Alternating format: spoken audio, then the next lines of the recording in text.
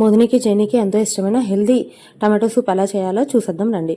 ముందుగా స్టవ్ మీద బాండీ పెట్టుకుని అందులో నెయ్యి వేసుకుని అందులో బిర్యానీ ఆకు, కొంచెం మిరియాల పొడి వేసుకోవాలి.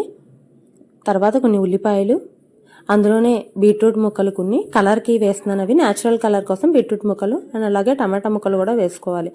వేసుకుని ఒకసారి కలుపుకుని పంచదార కొంచెం ఉప్పు వేసుకుని మూత పెట్టేసుకోవాలి. కాసిన వాటర్, మనం సూప్ ఎంతమందికి అయితే సర్వ్ చేయాలనుకుంటున్నామో దానికి సరిపడా వాటర్ వేసుకుని మూత పెట్టేసుకోవాలి. అది ఉడికిన తర్వాత మిక్సీ జార్లోకి తీసుకుని మిక్సీ పట్టేసుకోవాలి.